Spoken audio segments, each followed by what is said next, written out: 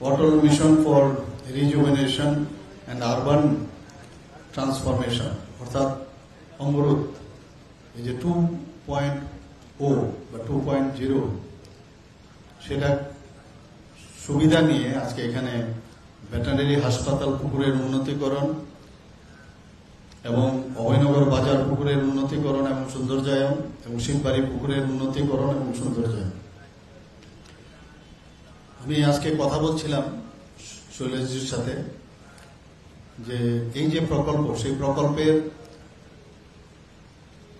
90% আমাদের সেন্ট্রাল থেকে আমাদের শেয়ার আসে আর 10% আসে আমাদের স্টেট থেকে আমাদের দিতে হয় এবং সেই ওয়েতে আমাদের যে এখানে স্মার্ট সিটির যে প্রকল্প সেখানেও কিন্তু প্রায় 90% আমাদের সেন্ট্রাল থেকে আসে আর 10% স্টেট শেয়ার। তো কথা হচ্ছে যে প্রায় 500 করোড় দেওয়া হয়েছে স্মার্ট সিটির জন্য। 500 করোড় না, এখন পর্যন্ত 500 করোড় দেওয়া হয়েছে, কিন্তু এটার কিন্তু মানে 2.0 বলে আর কিছু নেই। তা আমি ওনাকে বললাম যে আমাকে দিন যাতে আরো, কারণ স্মার্ট সিটির মাধ্যমে কিন্তু আমরা অনেক কিছু ডেভেলপ করেছি বিভিন্ন জায়গায়। তো এটা যদি আমরা দিল্লিতে আমাদের যারা নেতৃত্বরা আছেন ওনাদের সাথে আমি কথা বলবো এবং নিশ্চয়ই সেখানেও আমরা এই অমরুত 2.0 যেরকম আছে, তো why not the smart city 2.0 সেটাও আমরা করতে পারি। তাহলে আমাদের আগামী দিনে আরো যেসব ডেভেলপমেন্টের ওয়ার্ক সেটা করা যাবে। আমার এখানে গত পরশুদিন প্রায় 21 বছর পরে, ওরা হাজব্যান্ড অ্যান্ড ওয়াইফ দুজনেই ডাক্তার, 21 বছর পরে আমার আগরতলাতে এসছে, এখান থেকে মাতাবাড়িতে গেছে।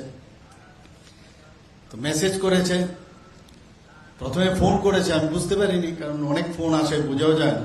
মেসেজটা দেখতে গিয়ে দেখলাম যে পরিচয়টা আমি বুঝে গেলি।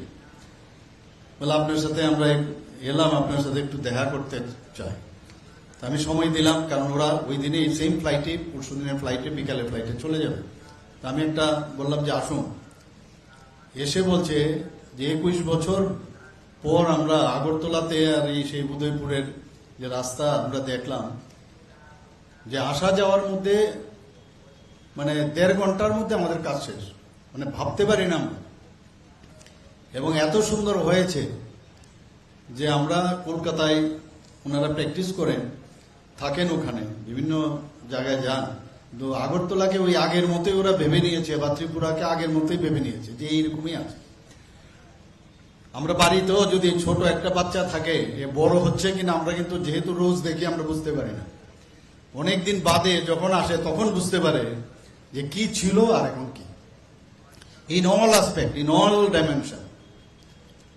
আজকে আইন শৃঙ্খলার কথাই বলুন, এখানে সৌন্দর্যায়নের কথাই বলুন, ডেভেলপমেন্টের কথাই বলুন, একের পর এক আমরা ডেভেলপমেন্ট করে চলছি। কারণ মোদিজি ডেভেলপ ছাড়া কোনো কথা বলেন না, উন্নয়ন ছাড়া কোনো কথা নেই। আমরাও সেই দিশায় উন্নয়ন ছাড়া কথা বলি।